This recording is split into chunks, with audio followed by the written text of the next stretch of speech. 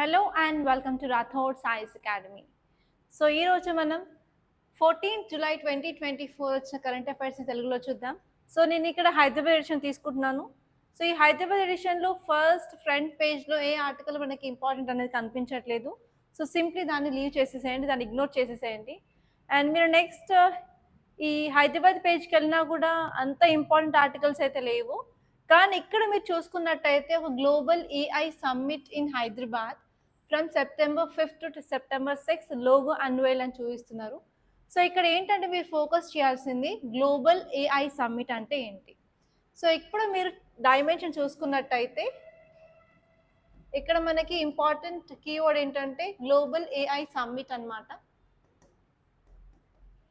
So ఈ topic మనకి ఏ సబ్జెక్ట్ పాయింట్ ఆఫ్ వ్యూలో ఇంపార్టెంట్ అంటే మనకి జిఎస్ పేపర్ 3లో సైన్స్ అండ్ టెక్నాలజీ ఉంది కదా, ఆ సైన్స్ అండ్ టెక్నాలజీలో ఈ టాపిక్ అనేది ఇంపార్టెంట్. ఎందుకంటే మనం ఇక్కడ ఆర్టిఫిషియల్ ఇంటెలిజెన్స్ గురించి చూసుకుంటున్నాం కాబట్టి. అండ్ ఇంకొకటి ఏంటంటే మీరు టీఎస్పిఎస్సి ఆర్ ఏపీపిఎస్సికి కూడా ప్రిపేర్ అవుతున్నట్టయితే సో మీకు గ్లోబల్ ఏఐ సమ్మిట్ గురించి క్వశ్చన్ వచ్చే ఛాన్సెస్ చాలా ఎక్కువగా ఉన్నాయి కాబట్టి తను ఒకసారి చూసుకోవాల్సి ఉంటుంది అనమాట. సో ఈ ఆర్టికల్లో అసలు మీరు ఫోకస్ చేయాల్సింది ఏంటంటే అసలు ఈ గ్లోబల్ సమ్మిట్ అంటే ఏంటి, దీన్ని ఎందుకు చేస్తారు, అండ్ ఈ సమ్మిట్ వల్ల మనకు వచ్చే అవుట్కమ్ ఏంటి, సిగ్నిఫికెన్స్ ఏంటి. సో ఈ 3 పాయింట్స్ అనేది మీరు చూసుకోవాల్సి ఉంటుంది. సో ఈ టాపిక్ మీద మీకు కంపల్సరీ గ్రూప్లో మాత్రం క్వశ్చన్స్ వచ్చే అవకాశం ఉంది ప్రిలిమ్స్ పాయింట్ ఆఫ్ వ్యూలో.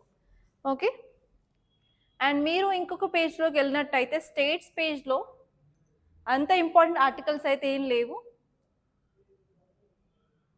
సో ఇక్కడ మీరు సౌత్ పేపర్లో కూడా అంత ఇంపార్టెంట్ ఆర్టికల్స్ ఏం లేవు. ఎస్, ఈ న్యూస్ పేపర్ చూడండి ఒకసారి, పేజ్ నెంబర్ 7.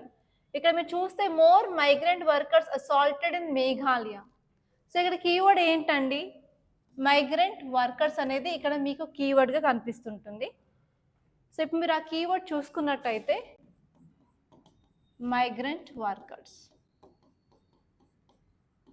సో మీరు ఎంతమంది టీఎస్పీఎస్సీ గ్రూప్ 1 మెయిన్స్ రాయబోతున్నారు? సో నిన్న నేను వేరే దగ్గర కోచింగ్ క్లాసెస్ ఇస్తున్నాను లైక్ ఎస్ఏకి, అక్కడ నీకు మైగ్రేషన్ టాపిక్ చెప్పాను.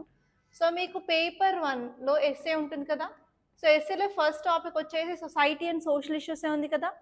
సో అక్కడ ఏంటంటే మైగ్రేషన్ అనేది చాలా ఇంపార్టెంట్ అనమాట.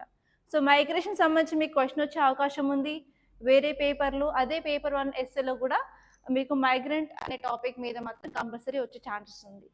సో మైగ్రేషన్ అంటే ఏంటండి, ఒక ప్లేస్ నుంచి ఇంకో ప్లేస్కి మూవ్ అవ్వడాన్ని మనం మైగ్రేషన్ అంటాం కదా.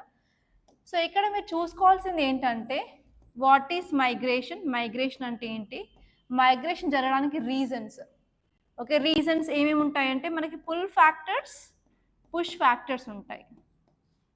Pull factors, push factors. So pull factors అంటే ఏంటంటే మిమ్మల్ని అట్రాక్ట్ చేసే ఫ్యాక్టర్స్ని పుల్ ఫ్యాక్టర్స్ అంటారు. పుష్ ఫ్యాక్టర్స్ అంటే మీరున్న చోట్ల ఉన్న ప్రాబ్లమ్స్ ఏమైతే ఉన్నాయో ఆ ప్రాబ్లమ్స్ని పుష్ ఫ్యాక్టర్స్ అంటారు. సో కంపల్సరీ మీరు ఈ pull factors and push factors తెలుసుకోవాల్సిన అవసరం అయితే ఉందన్నమాట. పుల్ ఫ్యాక్టర్స్ అంటే ఏంటి, వేరే దగ్గర ప్రాపర్ ఎడ్యుకేషన్ ఫెసిలిటీస్ ఉండడం, లేకపోతే ప్రాపర్ మెడికల్ ఫెసిలిటీస్ ఉండడం, లేకపోతే ప్రాపర్ జాబ్ ఆపర్చునిటీస్ ఉండడం, అదే కాకుండా అక్కడికి వెళ్తే మీ స్టాండర్డ్ ఆఫ్ లివింగ్ అనేది ఇంప్రూవ్ అవుతుంది అనడం. సో ఇవన్నీ మీకు పుల్ ఫ్యాక్టర్స్ కింద వస్తాయండి. సో నెక్స్ట్ పుష్ ఫ్యాక్టర్స్ కింద చూసుకుంటే మీరున్న ప్లేస్లో ప్రాపర్గా ఎడ్యుకేషన్ అవైలబిలిటీ లేదు, ప్రాపర్ మెడికల్ ఫెసిలిటీస్ లేవు, ప్రాపర్ జాబ్ ఆపర్చునిటీస్ లేవు, ఆర్ ఎల్స్ అగ్రికల్చర్ బాగా నడవట్లేదు. అంటే ఫర్ ఎగ్జాంపుల్ డ్రాట్ ఎక్కువగా ఉంది, ఫర్ ఎగ్జాంపుల్ ఏదైనా సరే న్యాచురల్ డిజాస్టర్ అవ్వడం వల్ల. సో ఈ ఫ్యాక్టర్స్ వల్ల ఏంటంటే మీరున్న ప్లేస్ నుంచి వేరే ప్లేస్కి మూవ్ అవ్వడానికి అవకాశం ఉంటుంది కదా, వాటిని పుష్ ఫ్యాక్టర్స్ అంటారు. అండ్ పుల్ ఫ్యాక్టర్స్ అంటే మిమ్మల్ని అట్రాక్ట్ చేసే ఫ్యాక్టర్స్ని పుల్ ఫ్యాక్టర్స్ అంటారు. సో అదే కాకుండా నెక్స్ట్ మీరు ఏం చూసుకోవాలి అంటే ఇక్కడ మనకి టైప్స్ ఉంటాయన్నమాట. టైప్స్ అంటే ఏంటిది, రూరల్ ఏరియాస్ నుంచి అర్బన్ ఏరియాస్కి మూవ్ అవ్వడం, లేకపోతే అర్బన్ ఏరియాస్ నుంచి అర్బన్ ఏరియాస్కి మూవ్ అవ్వడం, ఒక్క సిటీ నుంచి ఇంకొక సిటీకి, ఆర్ ఎల్స్ అర్బన్ ఏరియాస్ నుంచి రూరల్ ఏరియాస్కి మూవ్ అవ్వడం. సో ఇలా మనకి టైప్స్ ఏమున్నాయి, ఇప్పుడు ప్రజెంట్ ట్రెండ్స్ ఏంటి. సో ఇప్పుడు మీరు ప్రజెంట్ ట్రెండ్ చూసినట్టయితే అర్బన్ ఏరియాస్ నుంచి రూరల్ ఏరియాస్కి వెళ్తున్నారు. సో అలా ఏంటంటే అర్బన్ ఏరియాస్లో వాళ్ళు బాగా డబ్బు సంపాదించిన తర్వాత ఏంటంటే వాళ్ళు ఫామ్ హౌస్ కావాలి, వాళ్ళకు ఒక ల్యాండ్ కావాలి అని చెప్పి రూరల్ ఏరియాస్కి ఇప్పుడు మూవ్ అవుతున్నారు అనమాట. ఇప్పుడు ఉండే ట్రెండ్ అది, అర్బన్ టు రూరల్ మైగ్రేషన్ అనేది జరుగుతుంది. సో అదే కాకుండా ఈ మైగ్రేషన్కి సంబంధించిన ఇష్యూస్ ఏంటి? సో మైగ్రేషన్ జరగడం వల్ల చాలా ఇష్యూస్ అనేవి జరుగుతున్నాయి. లైక్ క్రైమ్ రేట్ ఇంక్రీజ్ అవ్వడం కానీ, లైక్ సొసైటీలో హార్మోనీ ప్రాపర్గా లేకపోవడం కానీ, ఓకే, అండ్ ఈవెన్ సొసైటీలో వాయిలెన్స్ అనేది జరగడం కానీ ఇలాంటి జరుగుతున్నాయి. కాబట్టి సో ఇలా మీరు ఇష్యూస్ అనేవి చూసుకోవాల్సిన అవకాశం ఉంటుంది. అండ్ నెక్స్ట్ వచ్చేసి మనకి యాక్ట్స్ కానీ లాస్ కానీ ఏవి ఉన్నాయి ఈ మైగ్రెంట్ వర్కర్స్ని ప్రొటెక్ట్ చేయడానికి అని కూడా చూసుకోవాలి. ఎందుకంటే ఈ ఆర్టికల్ వచ్చేసి ఈ మేఘాలయలో ఉన్న మైగ్రెంట్ వర్కర్స్ మీద అసాల్ట్ అనేది జరుగుతుంది అని చెప్పి రాయడం జరిగింది. కాబట్టి మనకి ఎలాంటి యాక్ట్స్ ఉన్నాయనేవి ఒకసారి చూసుకోవాల్సిన అవకాశం అయితే ఉంది. అండ్ ఈ టాపిక్లో మీకు బోత్ ప్రిలిమ్స్ క్వశ్చన్స్ వచ్చే ఛాన్సెస్ ఉన్నాయి అండ్ మెయిన్స్ క్వశ్చన్స్ వచ్చే ఛాన్సెస్ ఉన్నాయి. సో అసలు ఈ టాపిక్ ఏ సబ్జెక్ట్లో ప్లేస్ చేసుకుంటాము అంటే మనకి జిఎస్ పేపర్ 1లో జియోగ్రఫీ ఉంది కదా. సో జియోగ్రఫీలో ఎస్పెషలీ ఎకానమీ అండ్ హ్యూమన్ జియోగ్రఫీలో మనకి ఇది పార్ట్ ఉంటుందండి. సో అక్కడ మనం ఈ మైగ్రేషన్ టాపిక్స్ని చదువుకుంటాము. సో అక్కడ ఉంటుంది. అదే కాకుండా జిఎస్ పేపర్ 3లో మనం ఎకానమీ చదువుకుంటాం కదా. ఈ ఎకానమీలో ఈ మైగ్రెంట్ వర్కర్స్ వల్ల ఏంటంటే మనకి రెమిటెన్సెస్ వస్తాయి. ఫర్ ఎగ్జాంపుల్ ఇండియా నుంచి పీపుల్ అనేది ఫర్ ఎగ్జాంపుల్ గల్ఫ్ కంట్రీస్కి వెళ్ళారు, ఆర్ఎల్స్ యుఎస్ఏకి వెళ్ళారు. సో వెళ్ళడం వల్ల ఏంటంటే అక్కడ నుంచి వాళ్ళు కొంచెం సంపాదించిన తర్వాత కొంచెం మనీని వాళ్ళ పేరెంట్స్ కోసం పంపిస్తారు కదా, దాన్ని మనం రెమిటెన్సెస్ అంటాము. ఆ రెమిటెన్సెస్ కలెక్ట్ చేయడంలో ఇండియా ద టాప్ మోస్ట్ అనమాట అక్రాస్ ద వరల్డ్. సో ఇప్పుడు ఏంటంటే మైగ్రేషన్ జరగకపోతే ఏంటంటే మనకి రెమిటెన్సెస్ అనేవి ఎఫెక్ట్ అవుతాయి. ఈ రెమిటెన్సెస్ అనేవి మనకు ఫారెక్స్ రిజర్వ్స్లో ఒక పార్ట్ అనమాట. అందుకని మన ఎకానమీలో కూడా ఇది ఇంపార్టెంట్. సో ఇలా మీరు డిఫరెంట్ ఏరియాస్ని కవర్ చేసుకోవాల్సిన అవసరం ఉందన్నమాట. ఓకే, సో ఇది వదిలేసి వేరే టాపిక్ వెళ్ళినట్టయితే ఇక్కడ Italian police free 33 Indian farm workers from slavery. So ఇక్కడ కీవర్డ్ ఏంటండి? స్లేవరీ. స్లేవరీ అంటే ఏంటిది? స్లేవరీ అంటే బానిస. సో ఇక్కడ మీరు చూసుకోవాల్సిన వర్డ్ స్లేవరీ. ఇది ఏ టాపిక్ కింద చూసుకుంటాము అంటే మనకి జిఎస్ పేపర్ 2 పాలిటీ ఉంది కదా. ఈ పాలిటీలో మనకి ప్రాథమిక హక్కులు అంటే ఫండమెంటల్ రైట్స్ ఎక్కడుంటాయి? పార్ట్ 3 ఆఫ్ ఇండియన్ కాన్స్టిట్యూషన్లో ఉంటుంది కదా. సో ఇక్కడ వచ్చేసి ఆర్టికల్ 23 అనేది దీన్ని అడ్రస్ చేస్తుంది అనమాట. సో అందుకని పాలిటీ పాయింట్ ఆఫ్ వ్యూలో ఈ ఆర్టికల్ ఇంపార్టెంట్. అండ్ నెక్స్ట్ వచ్చేసరికి మనకి జిఎస్ పేపర్ 1లో హిస్టరీ ఉంది కదా. సో ఈ హిస్టరీలో ఏంటంటే ఈ స్లేవరీ యొక్క హిస్టరీ అంటే ఫ్రమ్ ఏన్షియంట్ హిస్టరీ నుంచి మన మెడివల్లో ఎలా ఉంది, తర్వాత మోడర్న్కి వచ్చేసరికి స్లేవరీ ఏమైంది, తర్వాత మనకి ఇండిపెండెన్స్ అంటే పోస్ట్ ఇండిపెండెన్స్ వచ్చిన తర్వాత ఏమైంది, ఇప్పుడు ప్రెజెంట్ ఫామ్లో ఈ స్లేవరీ అనేది ఎలా ఉంది అని ప్రతి ఒక్క ఏరియా అనేది మనం కవర్ చేసుకోవాల్సిన అవసరం అయితే ఉందన్నమాట. సో ఇలా మీరు దీన్ని చదవాలి from history point of view. Okay, దాన్ని పక్కన పెడితే మనకు జిఎస్ పేపర్ 2లో గవర్నెన్స్ అనే టాపిక్ ఉంది కదా. ఆ గవర్నెన్స్లో మన ఇండియాలో ఉన్న లాస్, చట్టాలు ఏంటి, యాక్ట్స్ ఏంటివి, ఏమైనా పాలసీస్ ఉన్నాయా, సో వాటి గురించి మనం ఫోకస్ చేయాల్సిన అవసరం ఉంది. సో ఇలా మనం ఈ 3 సబ్జెక్ట్స్ని ఇక్కడ కనెక్ట్ చేసుకోవచ్చు అనమాట. ఏ 3 సబ్జెక్ట్స్? పాలిటీ ఒకటి, హిస్టరీ ఒకటి అండ్ గవర్నెన్స్ ఒకటి. క్లియర్? సో మనం దీన్ని ఇప్పుడు ఇంకా క్లియర్గా చూద్దాం. నేను ఆల్రెడీ నోట్స్ ఇచ్చాను. సో మీకు నోట్స్ కావాలి అంటే టెలిగ్రామ్ ఛానల్ని జాయిన్ అవ్వండి అండ్ లింక్ అనేది డిస్క్రిప్షన్ బాక్స్లో ఉంది, మర్చిపోకండి. ఓకే, సో ఇప్పుడు మీరు దీన్ని చూసుకున్నట్టయితే ఈ ఆర్టికల్ ఏం చెప్తుంది అంటే ఇటాలియన్ పోలీసులు, ఇటలీకి సంబంధించిన పోలీసులు 33 భారతీయ వ్యవసాయ కార్మికులను బానిసల వంటి పరిస్థితుల నుండి విడిపించారు. సో 33 మంది అంటే తక్కువ కాదు, చాలా ఎక్కువ మంది కదా. సో ఏంటంటే ఇప్పుడు ఇటాలీ వాళ్ళు ఏంటంటే ఈ బానిస మీద స్ట్రిక్ట్గా రూల్స్ అండ్ లాస్ తీసుకొచ్చేసి అలాంటి దాన్ని తీసేయాలి అని చెప్పి చూస్తున్నారనమాట. సో దాంట్లో ఇన్వెస్టిగేషన్లో 33 మందిని విడిపించారు అని చెప్పి ఈ ఆర్టికల్ చెప్తుంది. సో ఇక్కడ మీరు కొన్ని పాయింట్స్ చూసుకున్నట్టయితే ఇటాలియన్ పోలీసులు అనేవాళ్ళు దీన్ని తగ్గించడానికి, అరికట్టడానికి ట్రై చేస్తూ ఉన్నారు. దేన్ని అంటే లేబర్ ఎక్స్ప్లాయిటేషన్ని అండ్ ఆల్సో వాళ్ళు మైగ్రెంట్ వర్కర్స్ యొక్క రైట్స్ని ప్రొటెక్ట్ చేయడానికి చూస్తున్నారని చెప్పి చెప్తుంది అనమాట. సో వీళ్ళని బానిస అని మనం ఎందుకు అంటున్నాము అంటే వాళ్ళ దగ్గర ఉన్న మనీని తీసేసుకొని వాళ్ళ దగ్గర ఉన్న డాక్యుమెంట్స్ని కూడా తీసేసుకున్నారనమాట ఓనర్స్. సో అందుకని వాళ్ళ యొక్క రైట్స్ అనేవి అబ్యూజ్ అవుతున్నాయి, వాళ్ళ యొక్క రైట్స్ అనేది వయలేషన్ అవుతున్నాయి అని చెప్పి ఇటాలియన్ పోలీసెస్ ఇలాంటి ఎక్సర్సైజ్ తీసుకొచ్చారు. అండ్ అదే కాకుండా ఇప్పుడు మీరు చూసుకున్నట్టయితే వీళ్ళకి ఎందుకు అంత డిమాండ్ ఉంది మైగ్రెంట్ వర్కర్స్కి ఇటలీలో అంటే, సో ఎప్పుడైనా సరే కంట్రీ అనేది డెవలప్డ్ అయినప్పటికీ, ఫర్ ఎగ్జాంపుల్ ఇటలీ అనేది యూరోపియన్లో ఒక దేశం కదా, సో యూరోప్ అనేది వెల్ డెవలప్డ్ కాంటినెంట్ అని అంటాము. సో ఇటలీ అనేది డెవలప్డ్ కంట్రీ కదా, డెవలప్డ్ కంట్రీ వచ్చేసరికి ప్రతి ఒక్కరి దగ్గర మనీ ఉంటుంది. సో ఎవరైనా వర్క్ చేస్తారా? చేయరు కదా. సో అందుకని ఏంటంటే అట్లాంటి డెవలప్డ్ కంట్రీస్లో లేబర్కి చాలా డిమాండ్ ఉంటుంది. సో ఎస్పెషలీ తక్కువ డెవలప్డ్ కంట్రీస్ లైక్ ఇండియా కానీ ఆఫ్రికా నుంచి కానీ వాళ్ళు లేబర్స్ తీసుకెళ్తారు. సో అక్కడ స్లేవరీ అనేది జరుగుతుంది అనమాట. సో ఇది మీరు గమనించాలి. అండ్ ఇప్పుడు వచ్చేసరికి స్లేవరీ అంటే ఏంటంటే, slavery is a system in which individuals are owned by others. ఒక మనిషి కొనుక్కుంటారనమాట. అండ్ కొనుక్కోవడం వల్ల ఏంటంటే వాళ్ళకి అసలు ఫ్రీడమ్ అనేది ఉండదు.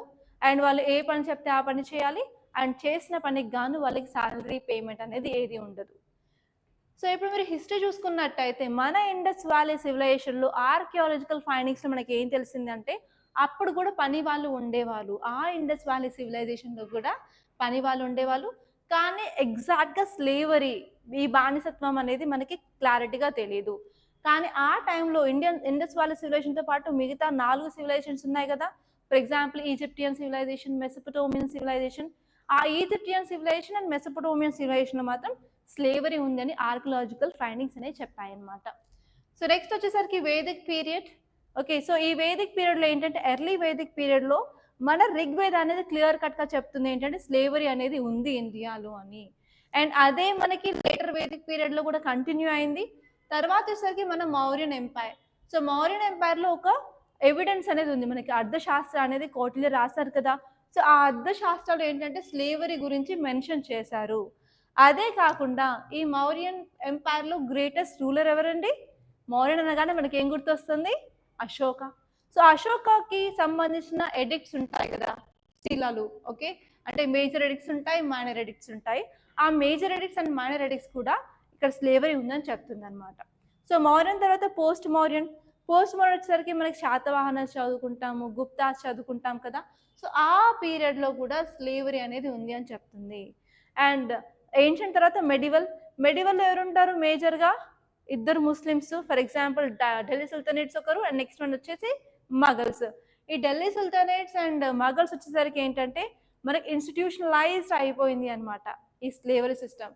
ఎస్పెషల్లీ ఆ టైంలో మనకి స్లేవ్ మార్కెట్స్ కూడా ఉన్నాయి. ఆ మార్కెట్స్ మనకి ఇప్పుడు కూరగాయల మార్కెట్లు ఎలా ఉంటాయి, అలాగే ఆ టైంలో స్లేవ్ మార్కెట్స్ ఉన్నాయి. అక్కడికి మనుషులు తీసుకెళ్ళి బేరాలు చేసేవారు అనమాట, అమ్మేవాళ్ళు కొనేవాళ్ళు అక్కడికి వస్తారనమాట. సో అలాంటి స్లేవ్ మార్కెట్స్ అనేవి మెడివల్ పీరియడ్లో అనేవి ఉన్నాయి. దాని తర్వాత మోడ్రన్ టైంలో అంటే బ్రిటిష్ పరిపాలనలో ఏంటంటే వాళ్ళు కొన్ని లాస్ తీసుకొచ్చారు ఈ స్లేవరీని అబాలిష్ చేయడానికి, అంటే దీన్ని నిర్మూలించడానికి. దాన్ని మనం స్లేవరీ యాక్ట్ ఆఫ్ 1843 అని అంటామన్నమాట. సో ఇలా మీరు కొంచెం డిక్ చేసేసి మన హిస్టరీలో ఎలా ఉంది అని చెప్పి ఒక స్టోరీ లాగా తీసుకొచ్చినట్టయితే ఈజీగా మీరు ఒక మంచి ఎస్సే దీని మీద రాయొచ్చు. ఓకే, సో ఇది పక్కన పెట్టినట్టయితే మనకి ఇండిపెండెన్స్ వచ్చిన తర్వాత మనం మన రాజ్యాంగాన్ని తీసుకొచ్చాం కదా. మన రాజ్యాంగంలో ఆర్టికల్ 23 అనేది ఈ స్లేవరీ బాండెడ్ లేబర్ని అబాలిష్ చేయాలని చెప్తుంది. దాంతోపాటు మనకి bonded labour system abolition act of 1976ని కూడా తీసుకొచ్చాము. అండ్ నెక్స్ట్ వచ్చేసి మన దగ్గర child labour prohibition and regulation or prevention act కూడా ఉందండి. అదే కాకుండా మనకు కొన్ని ఇంటర్నేషనల్ అంతర్జాతీయ ఆర్గనైజేషన్స్ ఉన్నాయి కదా, లైక్ ఇంటర్నేషనల్ లేబర్ ఆర్గనైజేషన్స్ కానీ, సో ఇంకొన్ని హ్యూమన్ రైట్స్ డిక్లరేషన్ కానీ, సో వాటిలో కూడా మనం ఇండియా అనేది సిగ్నటరీ అండ్ మెంబర్ అనేది ఉంది కాబట్టి సో మనం ఇలాంటివి ప్రొహిబిట్ చేయాలని ఉందన్నమాట. ఓకే, సో ఇదండి దీని గురించి క్లియర్ కట్గా ఎవ్రీథింగ్ కవర్ చేశాను. సో మీకు ఒక మెయిన్స్ క్వశ్చన్ కూడా ఇచ్చాను, ట్రై చేయండి రాయడానికి. ప్రాచీన భారతీయ సమయంలో బానిసత్వం పాత్ర మరియు కాలక్రమేణా దీన్ని పరివర్తన గురించి చర్చించండి. సో అట్లీస్ట్ ఒక 150 వర్డ్స్ అన్న దీని గురించి రాయడానికి అయితే ట్రై చేయండి. ఓకే, సో మనం మళ్ళీ పేపర్లోకి వెళ్ళినట్టయితే ఇక్కడ 2 ఆర్టికల్స్ మీకు కనిపిస్తున్నాయా? సో ఫస్ట్ ఏంటంటే chance treasure discovery sparks frenzy. So మీరు ఎంతమంది కేరళకి సంబంధించిన వాళ్ళు ఉన్నారు? So okay, sorry, so Telugu చూసే వాళ్ళందరూ మన తెలుగు రాష్ట్రాల వాళ్ళే ఉంటారు కదా, మర్చిపోయాను. సో ఇప్పుడు ఏమైందంటే రీసెంట్గా ఇప్పుడు వర్షాలు పడుతున్నాయి కదా! So, especially rain water harvesting కోసమని ఒక ఒక బావి అనేది తవ్వుతున్నారనమాట కేరళలో. ఆ తవ్వే ప్రాసెస్‌లో ఏంటంటే అక్కడ పనిచేసే లేబర్ వాళ్ళకి ఒక కుండ దొరికింది. సో, ఆ కుండలో ఏంటంటే బంగారు నాణాలున్నాయి అండ్ సిల్వర్ అంటే వెండి నాణాలున్నాయి. అవి ఎప్పటికి సంబంధించినవి అంటే 18వ శతాబ్దానికి సంబంధించినవి ఉన్నాయన్నమాట. సో, ఇక్కడ మీరేంటంటే ఆ 18వ శతాబ్దంలో ఈ కేరళని ఎవరు రూల్ చేశారో చూసుకోవాల్సిన అవసరం అయితే ఉంది. అండ్ ఇక్కడ మీరు silver coins and gold coins గురించి ఇచ్చారు కాబట్టి, సో మన ఇండియాలో silver coins and gold coins ఎవరు ఇంట్రొడ్యూస్ చేశారు?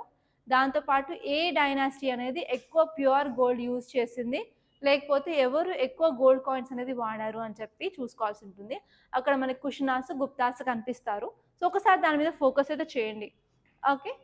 అండ్ నెక్స్ట్ ఇక్కడ ఇంకొక ఆర్టికల్ చూసుకున్నట్టయితే supreme court seeks report on Gram Nyayalayas from states and high courts. So ఇక్కడ ఏంటంటే గ్రామ్ న్యాయాలయాస్ గురించి చెప్తున్నారు. గ్రామ్ అంటే ఏంటండి? పంచాయత్కి సంబంధించింది, అంటే విలేజెస్కి సంబంధించింది. న్యాయం అంటే జస్టిస్, రైట్, జ్యుడిషియరీకి సంబంధించింది. అంటే గ్రామ్ న్యాయాలయాస్ అంటే నేను విలేజ్ కోర్ట్స్ అని అనొచ్చా? విలేజ్లో ఉన్న కోర్ట్స్. ఓకే. సో దీన్ని పక్కన పెట్టినట్టయితే నేను ఢిల్లీ ఎడిషన్లో ఒక ఆర్టికల్ని చూసానండి. ఆ ఆర్టికల్ కూడా నాకు చాలా ఇంట్రెస్టింగ్గా అనిపించింది. సో ఫస్ట్ ఇది చూసిన తర్వాత ఆ ఆర్టికల్ని చూద్దాం. సో ఈ ఆర్టికల్ ఏం చెప్తుంది అంటే Kerala set to use technology tradition to end human animal conflict. So human animal conflict అనేది జరుగుతుంది. అంటే యానిమల్స్ వాటి ప్లేసెస్ నుంచి బయటకు వచ్చేసి హ్యూమన్స్తో తలపడడం కానీ, సో హ్యూమన్ యొక్క క్యాటిల్ని చంపడం కానీ, అలాగే కాకుండా మనం పెంచుకున్న క్రాప్స్ ఉంటాయి కదండి, ఆ క్రాప్స్ మీద అటాక్ చేయడం కానీ, సో అలా జరగడం వల్ల ఏంటంటే హ్యూమన్కి చాలా లాస్ అనేది వస్తుందన్నమాట. సో దీన్ని మొత్తం కలిపి మనం హ్యూమన్ యానిమల్ కాన్ఫ్లిక్ట్ కానీ, హ్యూమన్ వైల్డ్ లైఫ్ కాన్ఫ్లిక్ట్ కానీ, మ్యాన్ యానిమల్ కాన్ఫ్లిక్ట్ కానీ అని అంటాం అనమాట. సో ఇక్కడ కీవర్డ్ వచ్చేసరికి ఏంటండి? కీవర్డ్ వచ్చేసరికి human animal conflict. Okay, human animal conflict. So ఈ టాపిక్ని మనం ఎక్కడ చదువుకుంటాము అంటే GS paper 3 environment and ecology చదువుకుంటాము. సో ఈ హ్యూమన్ యానిమల్ కాన్ఫ్లిక్ట్ని తగ్గించడానికి మన దగ్గర 2 టైప్స్ ఆఫ్ మెథడ్స్ ఉన్నాయి. సో ఫస్ట్ మెథడ్ వచ్చేసి ట్రెడిషనల్ మెథడ్ అంటాము, అండ్ సెకండ్ మెథడ్ వచ్చేసి ఆర్టిఫిషియల్ ఇంటెలిజెన్స్ ఆర్ టెక్నాలజీ మనం యూజ్ చేస్తామన్నమాట. సో ట్రెడిషనల్ మెథడ్స్ వచ్చేసి మీరు ఒక పొలం తీసుకున్నారనుకోండి. సో ఈ పొలం మీద యానిమల్స్ అటాక్ చేస్తున్నాయి అంటే ఏం చేస్తారు? దీని చుట్టూ ముళ్ళ కంచ, ఓకే ఐడియా ఉందా? ముళ్ళ కంచ లాగా పెట్టుకుంటారు యానిమల్స్ రాకుండా. అలాగే ఫర్ ఎగ్జాంపుల్ ఇక్కడ మీరు మీ పశువులని, మేకల్ని పెట్టినట్టయితే దాని చుట్టూ కూడా యానిమల్స్ అటాక్ చేయకుండా ముళ్ళ కంపని పెట్టేవారు. ఒకవేళ కోళ్ళు అనుకోండి, కోళ్ళను గంప కింద కప్పేవారు. సో అలా ఏంటంటే మనం కొన్ని ట్రెడిషనల్గా మెథడ్స్ యూజ్ చేసేసి మన యానిమల్స్ని, మన క్రాప్స్ని మనం ప్రొటెక్ట్ చేసుకుంటాము.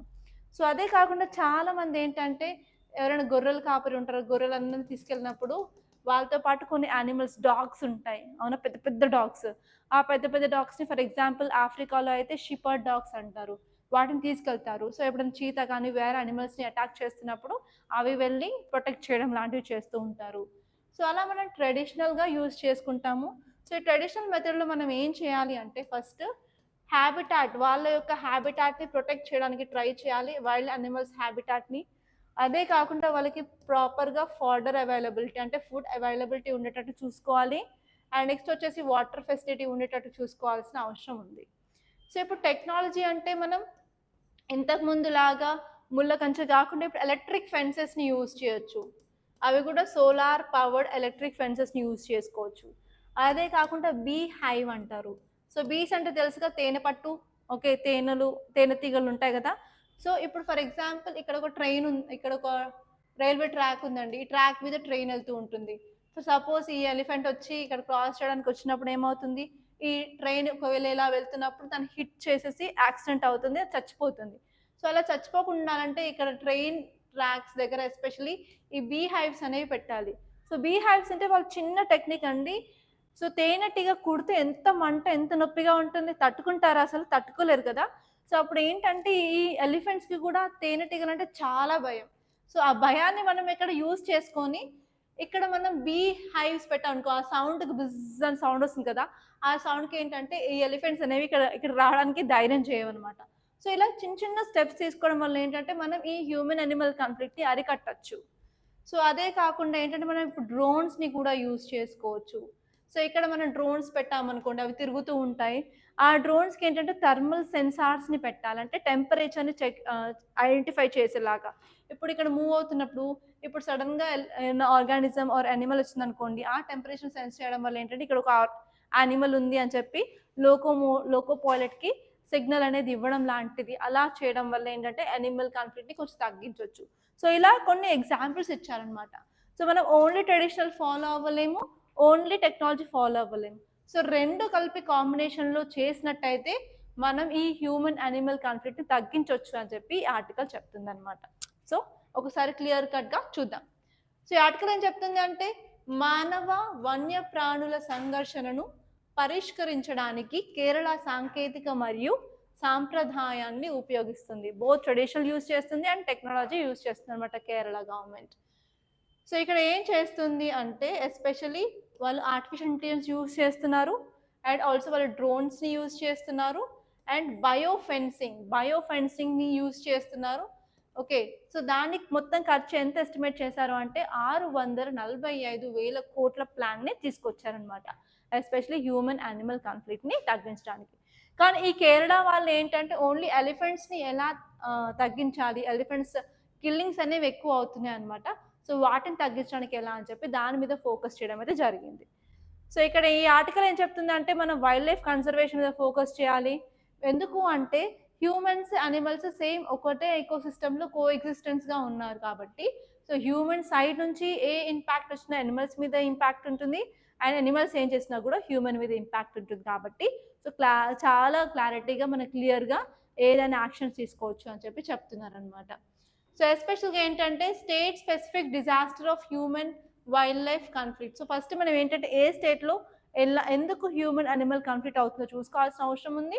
దానికి రీజన్స్ ఏంటి చూసుకొని మనం బోత్ కమ్యూనిటీస్ని ప్రొటెక్ట్ చేయాలి, అలాగే ఇక్కడ ఉన్న వైల్డ్ లైఫ్ని కూడా ప్రొటెక్ట్ చేయాలి అని చెప్తుంది అనమాట. సో ఇక్కడ ఏంటంటే మనం కామన్గా బ్యారియర్స్ని పెట్టొచ్చు, అంటే అడ్డుగోడలు పెట్టొచ్చు, అది అనిమల్స్ బయటికి రాకుండా. అదే కాకుండా ఏంటంటే బయోఫెన్సెస్ని యూజ్ చేయొచ్చు. ఎస్పెషలీ ఇది కొట్టెకాడ్ అండ్ మడుక్కరై రీజన్స్లో యూజ్ చేస్తున్నారు, ఎందుకంటే ఈ రీజన్స్లో చాలా ఎక్కువ ఎలిఫెంట్స్ ఉన్నాయి కాబట్టి. సో నెక్స్ట్ వచ్చేసి ఏంటంటే మనం హ్యాబిటాట్ మేనేజ్మెంట్ మీద ఫోకస్ చేయాల్సి ఉంటుంది అండ్ ఆ హ్యాబిటాట్లో ఏంటంటే proper food availability, proper water availability ఉండేలా చూసుకోవాలి. అండ్ నెక్స్ట్ వచ్చేసి మనం ఆర్టిఫిషియల్ బేస్డ్ అలర్ట్ సిస్టమ్ని యూజ్ చేసుకోవచ్చు and thermal sensor equipped drones use చేసుకోవచ్చు అండ్ రేడియో కాలర్స్ని కూడా యూజ్ చేసుకోవచ్చు. అనిమల్స్ బాగా మూవ్ అవుతున్నప్పుడు వాటికి ఒక రేడియో కాలర్ పెట్టామనుకోండి, పెట్టడం వల్ల అవి ఎక్కడ మూవ్ అవుతున్నాయి, సో మన దగ్గరకు వచ్చే కంటే ముందే మనం అక్కడ నుంచి వెళ్ళిపోవడం కానీ మన క్యాటిల్ని దాన్ని కాపాడుకోవడం లాంటివి జరుగుతుంది అనమాట. ఓకే, అండ్ నెక్స్ట్ వచ్చేసి బీ హైవ్ ఫెన్సింగ్. నేను చెప్పినట్టు బీ హైవ్ ఫెన్సింగ్ అనేది అనిమల్స్ లైక్ ఎలిఫెంట్స్కి యూజ్ చేయడానికి జరుగుతుంది అనమాట. అండ్ ఎస్పెషలీ మన ట్రెడిషనల్ మెథడ్ ఏంటంటే సో మన క్రాప్ చుట్టూ ఏంటంటే చిల్లీస్ గ్రో చేస్తారు. చిల్లీస్ అంటే పచ్చిమిర్చి కానీ ఎండుమిర్చి కానీ. సో ఎలిఫెంట్స్కి పచ్చిమిర్చి అండ్ ఎండుమిర్చి అసలు నచ్చదు కాబట్టి అక్కడ రావు అని చెప్పి మధ్యలో ఇది గ్రో చేస్తారనమాట, చిల్లీ. ఓకే, సో అలాంటి ట్రెడిషనల్ మెథడ్స్ అలాగే మనం టెక్నాలజీని యూజ్ చేసుకొని ఈ ప్రాబ్లమ్ని అరికట్టాలి అని చెప్పి చెప్తున్నారు. ఓకే, సో నెక్స్ట్ టాపిక్ వచ్చేసి నేను చెప్పినట్టు గ్రామ్ న్యాయాలయాస్ గురించి. సో ఇప్పుడు ఆ టాపిక్ని తీసుకుందాము. టైటిల్ వచ్చేసి ఏంటండి, గ్రామ్ న్యాయాలయాస్.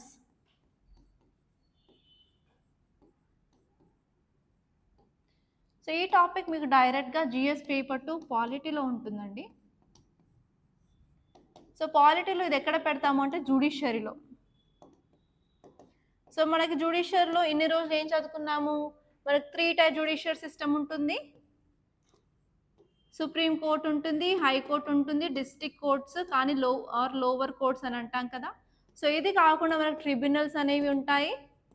ఇదంతా తెలుసు కదా. ట్రిబ్యునల్స్తో పాటు మనకి విలేజ్ లెవెల్లో గ్రామ్ న్యాయాలయాస్ అని ఉంటుంది. సో ఎందుకు ఇవే అంటే ఆల్రెడీ మన సుప్రీంకోర్టులో హైకోర్టులో చాలా వరకు పెండెన్సీ ఆఫ్ కేసెస్ అనేవి ఉన్నాయి. చాలా కేసెస్ పెండెన్సీగా ఉన్నాయి, కుప్పలు పడి ఉన్నాయి, వాటి మీద జడ్జ్మెంట్ అయితే ఇంకా లేదు. సో అందుకని ఏంటంటే ఎస్పెషల్లీ ఈ డిస్ట్రిక్ట్ కోర్ట్స్ కానీ లోవర్ కోర్ట్స్లో ఇది పెండెన్సీ ఆఫ్ కేసెస్ని డిక్రీజ్ చేయడానికి మనం fast justice, affordable justice, assessable justice అందరికీ ఇవ్వాలని చెప్పి ఈ గ్రామ్ న్యాయాలయాస్ అని తీసుకొచ్చాము. సో ఎప్పుడంటే మనకి గ్రామ్ న్యాయాలయాస్ యాక్ట్ అనేది ఉంది 2008లో. ఈ యాక్ట్ మీదుగా మనం వీటి తీసుకొచ్చాము. కానీ అరౌండ్ మోర్ దాన్ 16 years అవుతుంది మనం ఇది తీసుకొచ్చి. కానీ ఇంతవరకు ప్రాపర్గా ప్రతి విలేజ్లో మాత్రం ఇవి లేవు, అసలు ఎస్టాబ్లిష్మెంట్ అనేది చేయట్లేదు. సో ఇది ఎందుకు న్యూస్లో ఉంది అంటే ఒక ఎన్జిఓ అనేది సుప్రీంకోర్టులో పిటిషన్ ఫైల్ చేసింది ఈ గ్రామ్ న్యాయాలయాస్ మీద. ఎందుకంటే ఆల్రెడీ మనకి యాక్ట్ అనేది ఉంది, మనకు చట్టం ఉంది, తీసుకొచ్చి 16 సంవత్సరాలు అవుతుంది, కానీ ఏం చేస్తున్నాము, ఏం చేయట్లేదు, గ్రౌండ్ లెవెల్లో అసలు ఏం అవుతలేదు అని చెప్పి ఒక ఎన్జిఓ అనేది పిటిషన్ ఫైల్ చేయడం వల్ల ఇప్పుడు సుప్రీంకోర్టు అనేది ఈ న్యాయాలయాస్ని చూడడం జరుగుతుంది. సో ఏం చెప్పింది అంటే మాకు అన్ని రిపోర్ట్స్ కావాలి, ఎలా వర్క్ చేస్తున్నాయి ఏంటి గ్రౌండ్ లెవెల్లో అని చెప్పి ఇప్పుడు సుప్రీంకోర్టు అనేది రంగంలోకి దిగిందనమాట. అందుకని న్యూస్లో ఉంది. సో మీరు కనుక 2024లో ప్రిలిమ్స్ రాస్తున్నట్టయితే మీకు కంపల్సరీ దీని మీద క్వశ్చన్ వచ్చే ఛాన్స్ అయితే 90% ఉంది. ఓకే, సో ఒకసారి దీన్ని క్లియర్గా చూద్దాం. గ్రామీణ భారతదేశానికి సరసమైన మరియు సత్వర న్యాయం అందించడానికి రాష్ట్రాలు మరియు హైకోర్టుల నుండి గ్రామ న్యాయాలయాల స్థాపన మరియు పనితీరుపై నివేదికను ఎస్సీ కోరింది. సుప్రీంకోర్టు ఏం చెప్తుందంటే ఇవి ఎలా ఉన్నాయి, ఎలా పనిచేస్తున్నాయి, అసలు ఉన్నాయా లేవా అని చెప్పి రిపోర్ట్ కావాలని చెప్పి అడిగిందనమాట. సో ఇది ఎందుకు తీసుకొచ్చారు అసలు గ్రామ్ న్యాయాలయాస్ అంటే ఎస్పెషలీ విలేజెస్లో, రూరల్ ఏరియాస్లో, పల్లెల్లో ప్రాపర్గా అఫోర్డబుల్ అండ్ క్విక్ జస్టిస్ అనేది తొందరగా రావడానికి ఇవి తీసుకొచ్చామన్నమాట. ఓకే, సో ప్రాబ్లం ఏంటంటే 16 ఏళ్ళైంది మనం తీసుకొచ్చి, కానీ ఇప్పటికీ ఆ ప్రాసెస్ అనేది చాలా స్లోగా ఉందన్నమాట. అసలు ఫాస్ట్ రేట్లో మనం ఏం చేయట్లేదు అని చెప్పి ఉంది. అందుకని ఒక ఎన్జిఓ ఏం చేసిందంటే అర్జెంట్ నీడ్, సో దీని గురించి మీరు అర్జెంట్గా చూడాలని చెప్పి సుప్రీంకోర్టుకి పిటిషన్ అనేది ఇచ్చింది. ఎందుకంటే జస్టిస్ అందరికి ఇవ్వడం అనేది రెస్పాన్సిబిలిటీ ఆఫ్ గవర్నమెంట్ కాబట్టి. ఓకే, అంతే అనమాట. సో మీరు గ్రామ్ న్యాయాలయాస్ గురించి చూసినట్టయితే వీటిని ఫ్యామిలీ కోర్ట్స్ అని కూడా అంటారు. సో ఇండియాలో under this Gram Nyayalayas act of 2008 so అందరికి యాక్సెసిబుల్ అండ్ అఫోర్డబుల్ జస్టిస్ ఇవ్వాలి అని చెప్పి తీసుకొచ్చినట్టు చూపిస్తుంది. అండ్ ఎస్పెషలీ గ్రాస్ రూట్ లెవెల్లో జస్టిస్ అనేది ప్రొవైడ్ చేయడం అనేది దీని యొక్క ఎయిమ్ అనమాట. సో ఇప్పుడు మీరు ఫీచర్స్ చూసుకున్నట్టయితే ఇవి మనకి పంచాయత్ లెవెల్లో ఉంటాయండి. సో ఇవి వచ్చేసి సివిల్ కేసెస్ లేకపోతే క్రిమినల్ కేసెస్ రెండు తీసుకుంటాయి. అండ్ ఎస్పెషలీ దీన్ని ఎవరు చూస్తారు అంటే మనకి న్యాయాధికారి అనేవారు ఉంటారు. ఈ న్యాయాధికారి జ్యుడిషియల్ ఆఫీసర్ అనమాట. ఇతను ఎవరు అపాయింట్ చేస్తారు అంటే స్టేట్ గవర్నమెంట్ అపాయింట్ చేస్తుంది. అది కూడా హైకోర్టు యొక్క రికమెండేషన్స్ బేస్డ్ చేసుకొని అనమాట. ఓకే, సో ఇది మీరు చూసుకోవాల్సిన విషయం.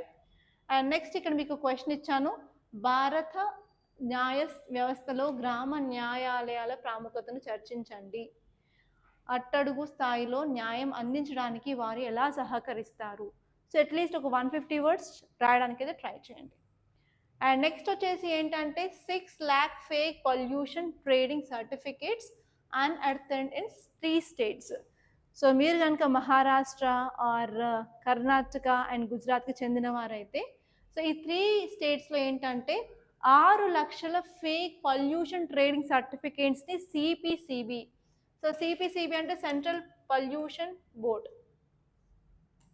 Okay, central pollution control board CPCB అనేది చెప్పడం జరిగింది. సో ఇక్కడ మీరు ఏంటంటే ఆ పొల్యూషన్ ట్రేడింగ్ సర్టిఫికేట్స్ అంటే ఏంటో తెలుసుకోవాలి. సో ఇక్కడ కీవర్డ్ ఏంటంటే పొల్యూషన్ ట్రేడింగ్ సర్టిఫికేట్స్. వీటిని ఇంకొక పేరుతో కూడా పిలవచ్చు, కార్బన్ క్రెడిట్స్. కార్బన్ క్రెడిట్స్ అనొచ్చు, లేకపోతే పొల్యూషన్ ట్రేడింగ్ సర్టిఫికేట్స్ అనొచ్చు. సో ఇదేంటంటే మనకు ఒక అథారిటీ అనేది ఒక సో అండ్ సో కంపెనీ, నాకు ఒక ఇండస్ట్రీ ఉందనుకోండి, సో ఇండస్ట్రీ నుంచి నేను పొగని విడుస్తాను, చాలా పొల్యూటెంట్స్ అనేవి రిలీజ్ చేస్తాను. సో ఈ అథారిటీ అనేది నాకు ఒక క్యాప్ పెడుతుంది. సో నువ్వు ఓన్లీ 100 units ఆఫ్ వేస్ట్ మాత్రమే ఎయిర్లోకి విడవాలి, అంతకు మించి కాదు అని. ఫర్ ఎగ్జాంపుల్ నేను ఏం చేస్తాను అంటే ఓన్లీ 80 units రిలీజ్ చేస్తాను, ఎక్కువ చేయట్లేదు, నాకు అంత గిరాకీ లేదు, అంత డిమాండ్ లేదు నా ప్రోడక్ట్స్కి, ఓన్లీ 18 చేస్తున్నాను. ఇంకా రిమైనింగ్ ఎంత ఉందండి, 20 ఉంది. ఈ 20ని ఏం చేస్తాను అంటే వేరే కంపెనీకి అమ్ముకోవడం అనేది జరుగుతుంది. ఫర్ ఎగ్జాంపుల్ ఇక్కడ ఒక వేరే కంపెనీ ఆర్ వేరే ఫ్యాక్టరీ ఉంది. ఆ ఫ్యాక్టరీకి చాలా డిమాండ్ ఉంది. అది చాలా వేస్ట్ అనేది రిలీజ్ చేస్తుంది. ఫర్ ఎగ్జాంపుల్ ఇది ఒక 120 యూనిట్స్ అనేది చేస్తుంది అనుకోండి. దీనికి లిమిట్ ఏంటి? ఓన్లీ 100 కదా. ఇది ఎక్స్ట్రా 20 చేస్తుంది. కాబట్టి 20కి సంబంధించిన పర్మిషన్ అనేది ఈ కంపెనీ దగ్గర కొనుక్కుంటుంది అనమాట. ఇవి example of carbon credits. So ఇప్పుడు మీరు చూసుకున్నట్టయితే ఇది ఏ topic important? GS paper 3 environment and ecology and also science and technology కింద కూడా మనం చదువుకునే అవకాశం అయితే ఉంది. సో ఇది చాలా ఇంపార్టెంట్ టాపిక్ అనమాట. ఈరోజు న్యూస్ పేపర్లో ఉంది. సో ఇదేం చెప్తుంది అంటే గుజరాత్, మహారాష్ట్ర మరియు కర్ణాటకలో CPCB central pollution control board ద్వారా 6 లక్షల నకిలీ కాలుష్య వ్యాపార ధృవీకరణ పత్రాలను బయటపెట్టాయి. సో ప్లాస్టిక్ వ్యర్థాల నిర్వహణ నిబంధనలకు అనుగుణంగా ఆందోళనలు లేవనెత్తింది. అంటే వాళ్ళు అసలు ఎన్వైర్న్మెంట్ రూల్స్ని ఫాలో అవ్వట్లేదు. దాంతోపాటు ప్లాస్టిక్ మేనేజ్మెంట్ రూల్స్ ఉంటాయి కదా, వాటిని కూడా ఫాలో అవ్వట్లేదు అని చెప్పి సిపిసిబి చెప్తుంది. సో ఈ ఆర్టికల్ ఏం చెప్తుంది అంటే ఒక్కసారి 6 లక్షల ఫేక్ డాక్యుమెంట్స్ అంటే మాటలు, అసలు 6 లక్షలు చూసేసరికి అసలు లాస్ తీసుకొస్తున్నాం కానీ ఫాలో అవ్వట్లేదు, అయినప్పటికీ మనం లాస్ ఎంత తీసుకురావాలి కష్టపడి అనే క్వశ్చన్ ఇప్పుడు ఉందన్నమాట. So effectiveness of current regulations, so వాటిని ఎలా ఓవర్ సైట్ చేయాలి, ప్రాపర్గా ఎలా మానిటర్ చేయాలని చెప్పి ఒక పెద్ద క్వశ్చన్ అయితే ఉందన్నమాట ఇప్పుడు సిపిసిబి ముందు. సో ఎందుకంటే అసలు ప్లాస్టిక్ మేనేజ్మెంట్ రూల్స్ అనేది ఫాలో అవ్వట్లేదు, ఎన్వైర్న్మెంట్ ప్రొటెక్షన్ రూల్స్ కూడా ఫాలో అవ్వట్లేదు. సో ఇక్కడ ఏంటంటే రీసెంట్గా February 2024లో ఒక ఇన్సిడెంట్ జరిగిందండి. ఏంటంటే మహారాష్ట్ర పొల్యూషన్ కంట్రోల్ బోర్డ్ అనేది టెక్నోవా అనే కంపెనీని క్లోజ్ చేసేసింది. సో టెక్నోవా అనే కంపెనీ కెమికల్స్ ఎస్పెషల్గా చూసుకున్నట్టయితే పెస్టిసైడ్స్, ఫర్టిలైజర్స్ అనేవి మ్యానుఫ్యాక్చర్ చేసే కంపెనీ అనమాట టెక్నోవా. సో ఏంటంటే ఈ టెక్నోవా కంపెనీ మన ఎన్వైర్న్మెంట్ లాస్ని వైలేట్ చేస్తుందని చెప్పి దాన్ని షట్ డౌన్ చేశారు.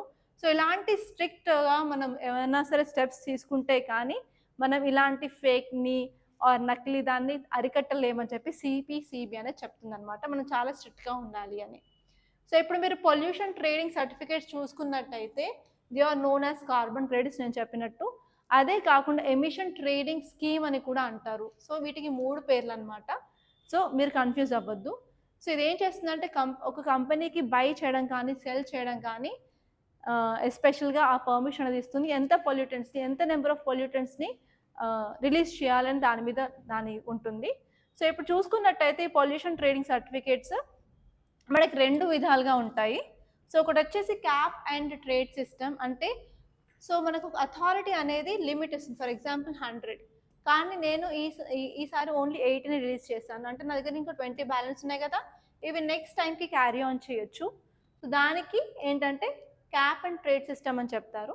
సో నెక్స్ట్ వచ్చేసి ట్రేడబుల్ పర్మిట్స్. ట్రేడబుల్ పర్మిట్స్ అంటే ఇక్కడ నాకు మిగిలిన 20ని నేను వేరే కంపెనీకి అమ్ముకోవచ్చు అనమాట. సో ఇలా మనకి 2 రకాల పొల్యూషన్ ట్రేడింగ్ సర్టిఫికేట్స్ అనేవి ఉంటాయి. సో వీటి వల్ల మనకి యూజెస్ ఏంటంటే కాస్ట్ ఎఫెక్టివ్నెస్ అనమాట. అండ్ ఆల్సో మనం ఏంటంటే పొల్యూషన్ని తగ్గించాలి, గ్లోబల్ వార్మింగ్ తగ్గించాలి, క్లైమేట్ చేంజ్ అరికట్టాలి అనుకుంటాం కదా. సో వాటికి ఏంటంటే మనకి ఇన్సెంటివ్స్ లాగా యూజ్ అవుతాయి. అలాగే మన ఎన్వైర్న్మెంట్ని ప్రొటెక్ట్ చేసుకోవడానికి ఇలాంటి మెకానిజం అనేది చాలా ఇంపార్టెంట్ అని చెప్తుంది అనమాట. సో మీరు ఇలాంటి ట్రేడింగ్ సిస్టమ్స్ గురించి రాసినప్పుడు ఇంటర్నేషనల్ రిలేషన్స్లో మీకు కేస్ స్టడీస్ కూడా యాడ్ చేయాలని చెప్పాను కదా. For example European union emission trading scheme అనేది ఉంది, దాన్ని ఆన్సర్ రాయొచ్చు.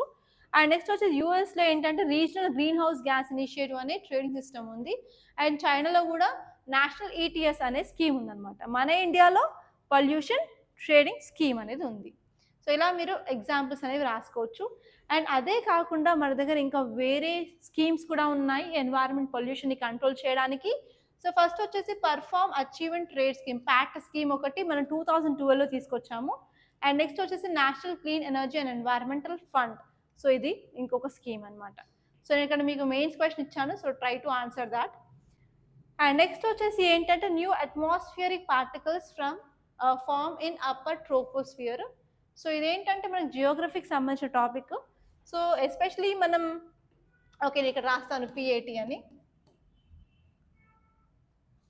Okay, new atmospheric particles, NAP, new atmospheric particles. So మీరు అట్మాస్ఫియర్ చదివినట్టయితే మనకి డిఫరెంట్ లేయర్స్ ఆఫ్ అట్మాస్ఫియర్స్ చదువుతారు కదా. ఏముంటుందండి? ట్రోపోస్ఫియర్, దానిపైన స్ట్రాటోస్ఫియర్, దానిపైన మీసోస్ఫియర్, ఐనోస్ఫియర్ ఆర్ ఎగ్జోస్ఫియర్. సో ఇలా మనకి ఇన్ని లేయర్స్ ఉంటాయి కదా. సో ఈ ఆర్టికల్ వచ్చేసి టోపోస్ఫియర్ అండ్ స్ట్రాటోస్ఫియర్కి మధ్యలో సంబంధించింది అనమాట. సో మీరు ఇక్కడ ఎర్త్ సర్ఫేస్, ఇది ఎర్త్ సర్ఫేస్ అనుకోండి, ఇది ఎర్త్ సర్ఫేస్, దీనిపైన మనకి ఇంతవరకు ట్రోపోస్ఫియర్ ఉంటుంది, దానిపైన వచ్చేసి మనకి స్ట్రాటోస్ఫియర్ ఉంటుంది కదా. సో ఇక్కడ ఏంటంటే స్ట్రాటోస్ఫియర్లో ఉన్న ఎయిర్ అప్పర్ ట్రోపోస్ఫియర్తో అవ్వడం వల్ల ఇక్కడ మనకి న్యూ పార్టికల్స్ అనేవి ఫామ్ అవుతున్నాయని చెప్పారు. New particles. ఈ న్యూ పార్టికల్స్ ఏంటంటే ఏరోసాల్స్. ఎందుకు అంటే స్ట్రాటోస్ఫియర్లో మనకి ఏరోప్లేన్స్ అవన్నీ ఫ్లై అవుతూ ఉంటాయి, ఏరోప్లేన్స్, జెట్స్ అవన్నీ ఫ్లై అవుతుంటాయి కాబట్టి అవి రిలీజ్ చేసిన ఏరోసాల్స్ అనేవి ఇక్కడ ట్రోపోస్ఫియర్లో కూడా కనెక్ట్ అవ్వడం, ఇంటర్ కనెక్టెడ్ అవ్వడం వల్ల మనకి న్యూ పార్టికల్స్ అనేవి ఫామ్ అవుతున్నాయి. ఈ న్యూ పార్టికల్స్ అనేవి ఫామ్ అవడం వల్ల మనకి ఇక్కడ హై టెంపరేచర్ ఉంటుంది ఎర్త్ సర్ఫేస్ మీద, విండ్స్ అనేవి పైకి, వార్మ్ ఎయిర్ అనేది పైకి మూవ్ అవుతుంది కదా, వార్మ్ ఎయిర్లో ఉన్న వేపర్ కూడా పైకి వెళ్తుంది కదా. ఈ పార్టికల్స్ అనేవి కండెన్సేషన్ సైట్స్ లాగా ఫామ్ అవడం వల్ల మనకి క్లౌడ్స్ అనేవి ఫామ్ అవుతున్నాయి అని చెప్పింది అనమాట. ఇదంతే. సో ఇక్కడ న్యూ పార్టికల్స్ ఏంటంటే ఏరోసాల్స్. ఏరోసాల్స్ వచ్చేసి చాలా తక్కువ సైజులో ఉన్నాయి, 1 మైక్రాన్ సైజులో ఉన్నాయి.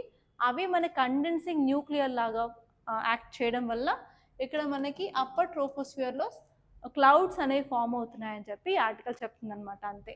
ఆల్రెడీ మీరు జాగ్రఫీలో ఈ కాన్సెప్ట్స్ వినే ఉంటారు. సో ఇక్కడ ఏం చెప్తుందంటే స్ట్రాటో ఆవరణలో గాలి కలిసినప్పుడు ఎగువ ట్రోపోస్ఫియర్ అంటే అప్పర్ ట్రోపోస్ఫియర్లో కొత్త కణాలు ఏర్పడతాయి. సో దానివల్ల మేఘాల నిర్మాణం మరియు భూమి యొక్క రేడియేటివ్ బ్యాలెన్స్ పై ప్రభావం చూపుతుందని చెప్తున్నారు. సో ఇక్కడ మీరు చూసుకున్నట్టయితే మన స్ట్రాటోస్ఫియర్లో ఉన్న ఎయిర్ అనేది ట్రోపోస్ఫియర్తో ఇంటర్ కనెక్ట్ అవ్వడం వల్ల న్యూ పార్టికల్స్ అనేవి ఫామ్ అవుతున్నాయి అని చెప్తున్నారు. అవి ఏంటంటే ఏరోసాల్ పార్టికల్స్. ఈ ఏరోసాల్ పార్టికల్స్ అనేవి లెస్ దాన్ 1 మైక్రాన్ కంటే తక్కువ సైజులో ఉన్నాయి, కానీ అవి క్లౌడ్ ఫార్మేషన్లో చాలా ఇంపార్టెంట్ రోల్ ప్లే చేస్తున్నాయని చెప్తున్నారు అనమాట. అంతే. ఓకే. సో ఇలా న్యూ పార్టికల్స్ గురించి తెలుసుకోవడం వల్ల ఏంటంటే మనం క్లైమేట్ మోడల్స్లో ఇంకా అడ్వాన్స్మెంట్స్ ఏమున్నాయో తెలుసుకోవచ్చు. దాంతోపాటు ఫ్యూచర్గా మన క్లైమేటిక్ కండిషన్స్ ఎలా ఉంటున్నాయో కూడా మనం స్టడీ చేయొచ్చు అని చెప్పి ఆర్టికల్ చెప్తుంది అనమాట. ఓకే. సో ఇంతే అండి. సో మీరు ఇప్పుడు న్యూస్ పేపర్లోకి వెళ్ళినట్టయితే డైరెక్ట్గా సైన్స్ అండ్ టెక్నాలజీ పేజ్లోకి వెళ్ళండి. సో మ్యాక్సిమం ఆర్టికల్స్ అన్నీ కవర్ చేసేసాను.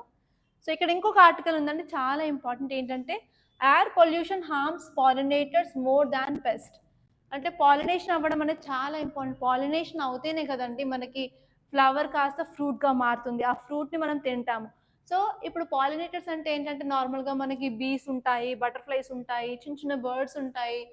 సో ఏంటంటే ఈ ఎయిర్ పొల్యూషన్ అవ్వడం వల్ల ప్రతి ఒక్క ప్రాణి, భూమి మీద ఉన్న ప్రాణికి కంపల్సరీ ఇంపాక్ట్ అయితే ఉంటుంది.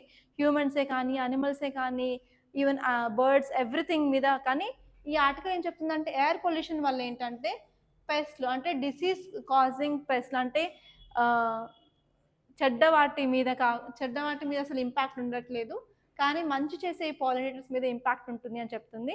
సో రీసెంట్గా స్టడీ చేసిన దాని ప్రకారం బీస్, బటర్ఫ్లైస్, మాట్స్ అనేవి 39% వాటి పర్సంటేజ్ అనేది తగ్గిపోయింది. 39% అవి తగ్గిపోయాయి అనమాట నెంబర్. దానివల్ల ఏంటంటే ఇది ఇంకా తగ్గిపోయినట్టయితే మనకి పాలినేషన్ అనేది అవ్వదు. పాలినేషన్ అవ్వకుండా ఉండడం వల్ల ఏంటంటే ఫుడ్ సెక్యూరిటీకి అనేది భంగం కలుగుతుంది అని చెప్పి ఆర్టికల్ చెప్తుంది అనమాట. సో చాలా ఇంపార్టెంట్. మీరు ఎప్పుడైనా సరే ఎయిర్ పొల్యూషన్ గురించి, దాని ఇంపాక్ట్స్ గురించి రాసినట్టయితే ఇంపాక్ట్ ఈవెన్ మన ఫుడ్ సెక్యూరిటీ మీద ఉంటుందని చెప్పి ఈ ఆర్టికల్ని కోట్ చేస్తారు.